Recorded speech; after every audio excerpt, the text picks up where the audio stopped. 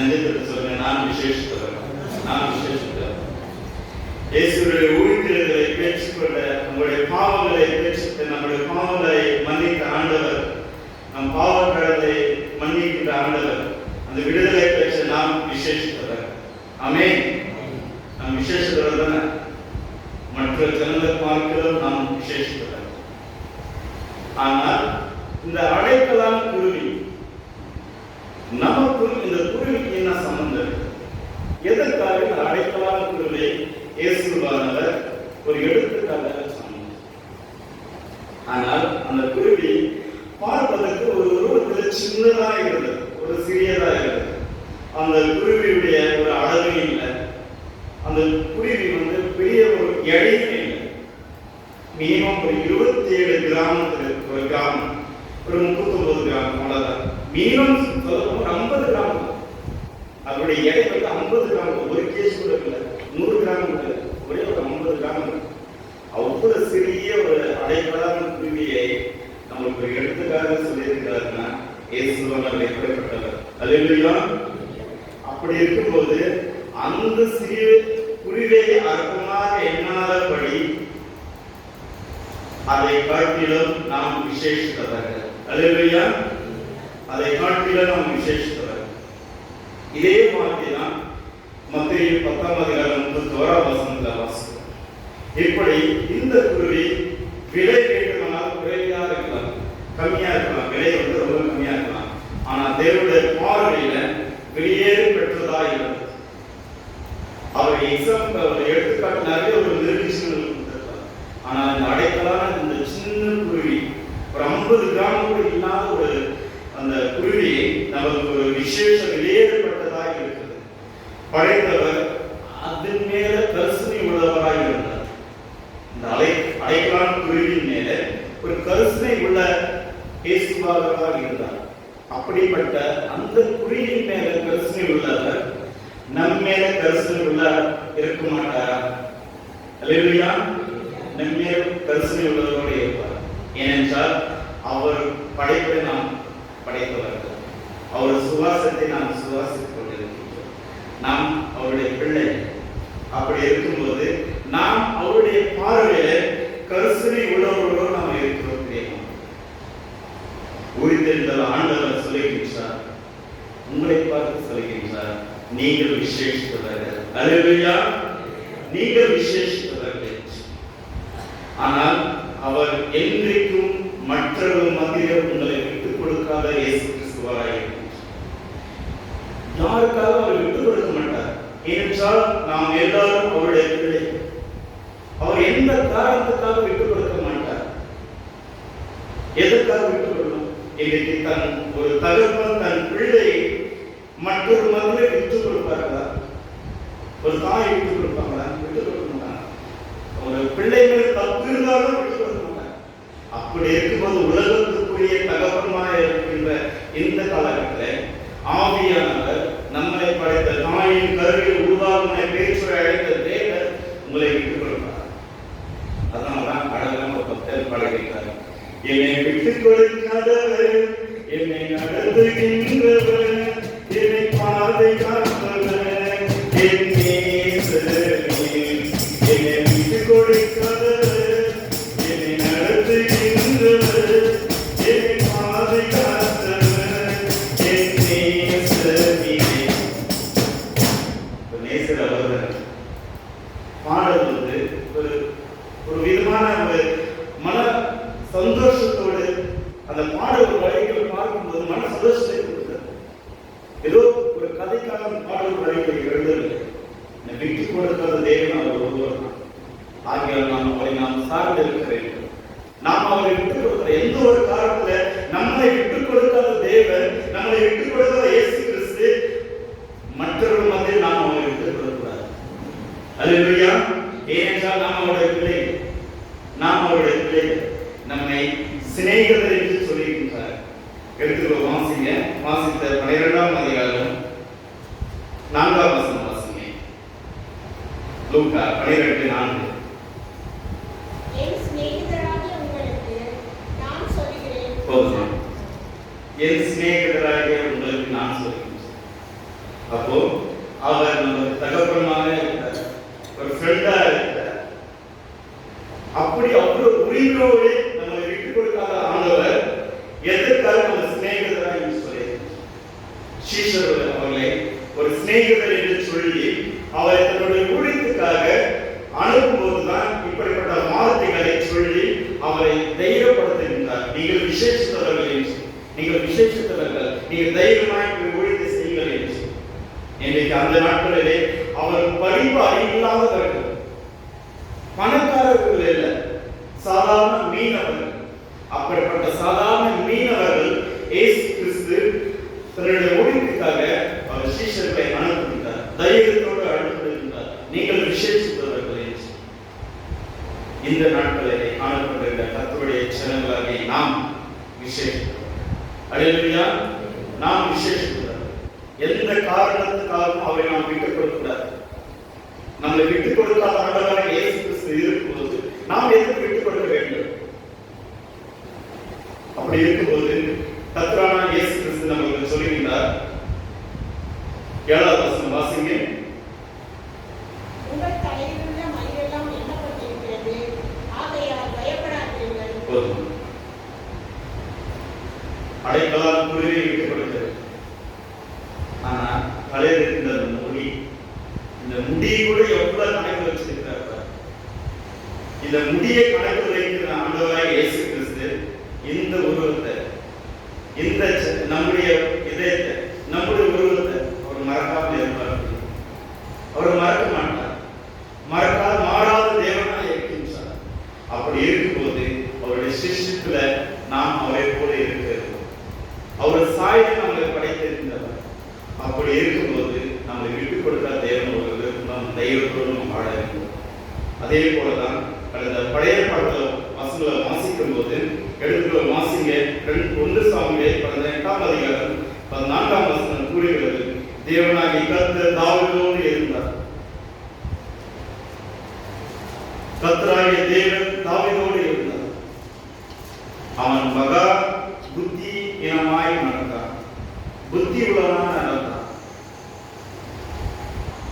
1 Samuel 18ஆம் அதிகாரம் 14ஆம் வசனம். தாவீது தன் செய்கைகளில் எல்லாம் புத்திமானாய் நடந்தான், கர்த்தர் அவரோடு கூட இருந்தார். ஆமென். அல்லேலூயா. அடுத்ததாக எடுத்து வாசிங்க. ஆதியாகமம் 39ஆம் அதிகாரம் 2வது வசனம். ஆதியாகமம் 39:2. கர்த்தர் யோசேப்புடன் இருந்தார், அவன் காதில் சித்தி உள்ளவனானான், அவன் எகிப்தியனாகிய தன் எஜமானுடைய வீட்டிலே இருந்தார்.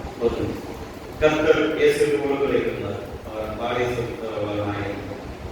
இன்னைக்கு இயேசு கிறிஸ்து ஊழியத்தில் ஆண்டவர் இன்னைக்கு நம்மோடு கூட இருப்பார்களே, நம்மோடு கூட இருந்து நம்முடைய செய்கையை அவரை பார்த்துக் கொண்டு இருக்கின்றார். நீங்கள் விசேஷித்தவர்கள், நீங்கள் விசேஷித்தவர், நீங்கள் விசேஷித்தவர்கள், உங்கள் குடும்ப விசேஷமான குடும்பம். அப்படி இருக்கும்போது அவருடைய ஊழிய பணி செய்ய நாம் அர்ப்பணிக்க வேண்டும். அநேக சீஷர்களை உருவாக்க நம்ம அர்ப்பணிக்க வேண்டும். தேவன் அதுதான் நமக்கு கற்றுக் கொடுத்திருக்கிறார். நாம் விசேஷித்தவர்கள், நாம் விசேஷித்தவர்கள். ஆனால் அவர் எதனால் விசேஷித்தவர்கள் என்று சொன்னார்? நம்மேல் அன்பு வைத்திருக்கின்றார். முதலாவது நாம் நம்மேல் அன்பு வைத்திருக்கின்றார். யோவான் 3:16 எடுத்து வாசிங்க. தேவன் நம்முடைய ஒரே குமாரனை விசுவாசிக்கிற எவனோ அவரை தந்தவர்களை ஊராவாய் உலகத்தில் அன்பு கொண்டார். நம்மேல் அன்பு கொண்டிருக்கின்றார். ஏனென்றால் நாம் விசேஷத்தவர்களாய் இருக்கின்றோம். அப்படி விசேஷத்தவர்களாய் இருக்கும்போதுதான் நம்மேல் அன்பு கொண்டிருக்கின்றார். அந்த அன்பு இருக்கிறதுனால நாம் விசேஷத்தவர்கள். அவருடைய பாதுகாப்பு நாம் இருக்கின்றோம். மத்தேயு 10ஆம் அதிகாரம் 29-30 வசனம் வாசிங்க. நாம் அவருடைய பாதுகாப்பில் இருக்கின்றோம். சங்கீதம் 91:10-11 வாசிக்கிறோம். ஒரு வழியெல்லாம் அவரை காத்துக்கொள்ள தன்னுடைய தூதர்களை தன்னுடைய கையில் ஏற்றி. அப்படி இருக்கும்போது அவருடைய பாதுகாப்பில் இருக்கின்றோம். நாம் விசேஷித்தவர். அவர்கள் அன்பில் இருந்தோம், அவர்கள் பாதுகாப்பில் இருக்கின்றோம். அடுத்ததாக அவருடைய பிள்ளைகளுக்கு அழைக்கிறார். நம்மை அவருடைய பிள்ளைகளுக்கு அழைக்கின்றார். யோவான் 1:12 வாசிங்க. யோவான் 1:12.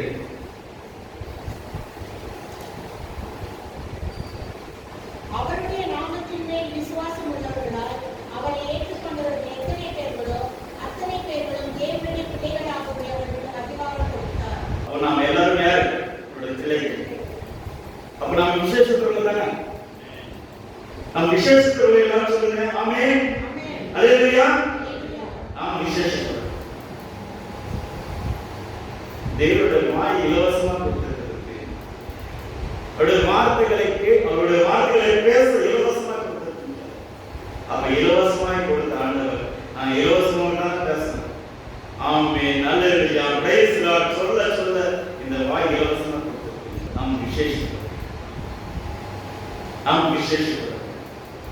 லூக்கா 2:12 கடைசி பகுதியில் ஆகியால் பயப்படாதீர்கள், அநேக அழைக்கான குருவிகளை பார்க்கிலும் நீங்கள் விசேஷித்தவர்கள். அடுத்ததாக பயப்படாதீர்கள். இந்த பயம் ஒவ்வொரு மனிதனுக்கு இருக்கு. இதுதான் முக்கியமான ஒரு பயம். பயப்படாதீர்கள். அவருக்கு தெரியும் இயேசுவானவர் பிறக்கும் போது மேய்ப்பர்கள் பார்த்து முதல் வார்த்தை சொன்னது பயப்படாதீர்கள். மரித்து உயிரோடு வந்த பிறகு முதல் வார்த்தை சொன்னது பயப்படாதீர்கள். அப்ப மனுஷனுக்கு பயன்றது இருக்குதா இல்லையா? இருக்குது. ஒரு மனிதனுக்கு ஒரு தினமான பயம். இருளை கண்டா பயம், இருட்டு கண்டா பயம், நாளைக்கு என்ன நடக்குமோ என்றது ஒரு பயம், வேலை வந்துவிடுமோ என்ற ஒரு பயம், குடும்பத்துக்கு ஒரு பயம். இப்படி பலவிதமான பயத்தினாலே நாம் சுக்குநூறாய் வாழ்ந்து இப்படிப்பட்டவர்கள் தான் இயேசுவானவர் கர்த்தராகிய இயேசு கிறிஸ்து ஒரு வார்த்தை சொல்லுகிறார். பயப்படாதீர்கள், நீங்கள் விசேஷித்தவர்கள். அப்படி இருக்கும்போது நாம் எதுக்கு பயப்பட வேண்டும்? பயப்படுகிற ஒரே ஒரு ஆள் தான் இயேசு கிறிஸ்து ஒருவர். நாம் அப்படி இருக்கும்போது மனிதருக்கு நாம் எதற்காக நாம் பயப்பட வேண்டும்? எதற்கு நாம் பயப்பட வேண்டும்? பயப்படாது இருக்க வேண்டும். தேவன் அதுதான் நமக்கு கற்றுக் கொடுத்திருக்க. பயப்படாதவர்கள், நீங்கள் விசேஷித்தவர்கள். கர்த்தரை பரிசுத்தம் பண்ணுங்கள், அவரை சார்ந்து கொள்ளுங்கள். உங்கள் பயம் அவரே உங்களை அச்சமாய் இருப்பார். ஏசியா 8:13-14 வாசிங்க.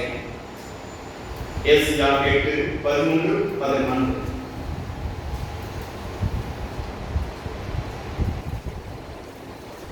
ஏசியா 8:13-14.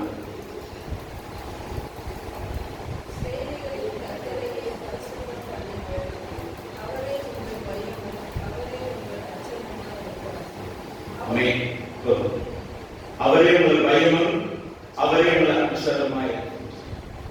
அப்ப எதற்காக நாம் பயப்பட வேண்டும்? எதற்காக நாம் பயப்பட வேண்டும்?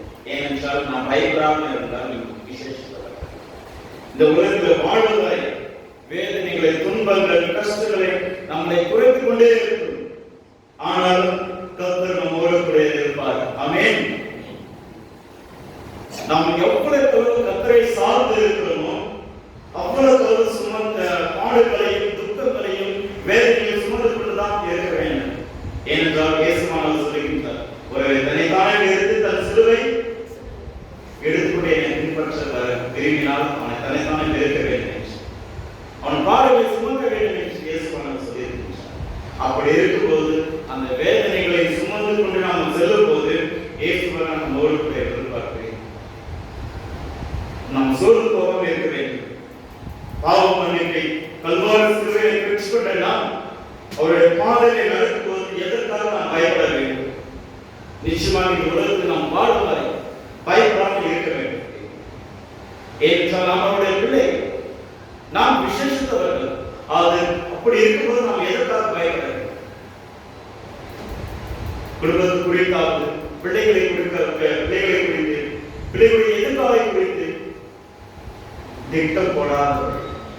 திட்டத்தை அவர் பார்த்து உருவாக்கினார். அவர் உன்னை வழிநடத்துகின்ற அவர், உன் குடும்பத்தை வழிநடத்துகிற பார்த்து கொண்டிருக்கிற இயேசு கிறிஸ்து. அவருக்கு தெரியும் எந்தெந்த காலத்தில் எது செய்யணும். பிரசங்கி 3ஆம் அதிகாரத்தில் இருக்குது. ஒவ்வொருக்கும் ஒரு காலம் உண்டு. ஒவ்வொருக்கும் ஒரு காலம் உண்டு. அப்படி இருக்கும்போது அந்த காலம் அவர் கையில் இருக்குது. காலத்தில் நேரத்தை நாம் குறிக்க கூடாது. நேரத்தை கொடுத்திருந்தால் அவர், காலங்களை கொடுத்து கொடுக்கிறவர் அவர். அவர் இருக்கும்போது நாம் எதற்காக பயப்பட வேண்டும்? நாம் இயேசுவின் பிள்ளை, நான் இயேசுவின் பிள்ளை, நான் இயேசுவின் பிள்ளை. அப்படி இருக்கும்போது நாம் எதற்காக பயப்பட வேண்டும்?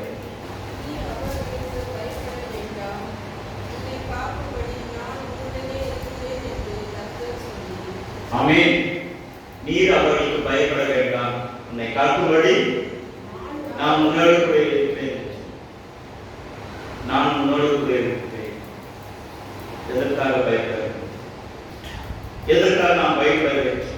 அடுத்ததாக 1 பேதுரு 3ஆம் அதிகாரம் 14ஆம் வசனம் வாசிங்க. 1 பேதுரு 3:14. நீதியின் நிமித்தமாக நீங்கள் பாடுபட்டால் பாக்கியவான்களாய் இருப்பீர்கள். அவர்களுடைய பயமுறுத்துவதற்கு நீங்கள் பயப்படாமலும் கலங்காமலும் இருப்பீர்கள். நீதி நிமித்தம் நீங்கள் பாடுபட்டால் பாக்கியவான்களாய் இருப்பீர்கள். அவருடைய பயத்துக்கு கலங்களுக்கும் நீங்கள் கலங்காமல் இருப்பீர்கள். அப்போ ஒரு எக்ஸாம்பிள், ஒரு உதவி செய்திருப்போம். அந்த உதவி நான் ஒரு எக்ஸாம்பிள், ஒரு பண உதவி செய்திருக்க அந்த பணத்தை திருப்பி கேட்கும் போது அவங்க சந்தோஷமா தான் இருக்காங்க. நம்ம தான் கஷ்டப்படுவோம். பணத்தை கொடுத்தவங்க தான் கஷ்டப்படுவோம். அதனால வர சாபங்கள் அதிகமாக இருக்கும். அதனால வர துன்பங்கள் அதிகமாக இருக்கும். ஆனாலும் சோர்ந்து போகாத இருந்தாலும் மத்தேயு 5ஆம் அதிகாரம் 10-12 வசனம் வாசிக்கும் போது அந்த வேதனைகள், அந்த பாடுகள், அந்த கஷ்டங்கள் எல்லாவற்றும் அந்த வசனத்தின் மூலமாக இயேசுவானவர் நமக்கு நினைவுபடுத்தியிருக்கிறார். எடுத்து வாசிங்க. மத்தேயு 5:10. நீதி நிமித்தம் துன்பப்படுவர்கள் பாக்கியவான்கள், பரலோக ராஜ்யம் அவர்களுடையது. ஆமென். அல்லேலூயா. வாசிங்க. பலவிதமான தீமையான மொழிகளையும் உங்கள் பேரில் பொய்யாய் சொல்வார்களானால் பாக்கியவான்களாய் இருப்பீர்கள். சந்தோஷப்பட்டு களி கூறுங்கள், பரலோகத்தில் உங்கள் பலன் மிகுதியாய் இருக்கும். உங்களுக்கு முன்னிருந்த தீர்க்கதரிசிகளையும் அப்படியே துன்பப்படுத்தினார்களே. அதுக்கு முன்னாடி பாக்கிய வாசனை, அதனால தான் இயேசுவானவர் நமக்கு கற்றுக் கொடுத்திருக்கிறார். நீதி நிமித்தம் துன்பப்படுத்த நாம் பாக்கியவான்களாய். சாதாரண ஒரு 50 கிராம் இருக்கின்ற ஒரு அடைக்கலான குருவிக்கு பார்த்த ஆண்டவராய் இயேசு கிறிஸ்து உன்னை பார்த்து சொல்கின்றார், பயப்படாதே. இந்த திருச்சபை பார்த்து சொல்கின்றார், திருச்சபை குடும்பத்தை பார்த்து சொல்கின்றார், பயப்படாதே. மரணம் வரைக்கும் உண்மையாயிரு, ஜீவன் கருத்து உனக்கு தருவேன். நீங்கள் விசேஷித்தவர்கள் என்று மத்தேயு 6ஆம் அதிகாரத்தில் வாசிங்க. மத்தேயு 6ஆம் அதிகாரம் 10ஆம் அதிகாரம் 31ஆம் வசனம். ஆதலால் பயப்படாதிருங்கள், அநேகம் அடைக்கலான் குருவிகளை பார்க்கிலும் நீங்கள் விசேஷித்தவர்களாய் இருக்கிறீர்கள். அடைக்கலான் குருவிகளை பார்த்து நீங்கள் விசேஷித்தவர்கள். நாம் வாசிக்கிறேன் லூக்கா 12ஆம் அதிகாரம் 24ஆம் வசனம் வாசிக்கிறேன். கால்களை கவனித்து பாருங்கள், அவைகளை விதைக்கிறதும் இல்லை, அறுக்கிறதும் இல்லை, அவைகளுக்கு பண்டக சாலையும் இல்லை, களஞ்சியம் இல்லை. இல்லாவிட்டாலும் அவைகளை தேவன் பிழைத்து கொடுப்பார். பறவைகளை பார்க்கிலும் நீங்கள் எவ்வளவு விசேஷித்தவர்கள். அப்போது பறவைகளுக்கும் மிருக ஜீவன்களுக்கும் ஆண்டவர் எப்படி போஷிக்கிறார் என்று பாருங்கள். அதுகளுக்கே அவ்வளவு கேர் எடுத்துக்கின்ற ஆண்டவர், அக்கறை எடுத்துக்கின்ற ஆண்டவர். அவர் சாயலில் படைக்கப்பட்ட நாம், அவருடைய சிந்தனையில் இருக்கின்ற நாம், அவருடைய உள்ளங்களில் இருக்கின்ற நாம் எப்படிப்பட்டவர்களாக இருக்கிறோம்? நாம் விசேஷித்தவர்கள், நாம் விசேஷித்தவர்கள்.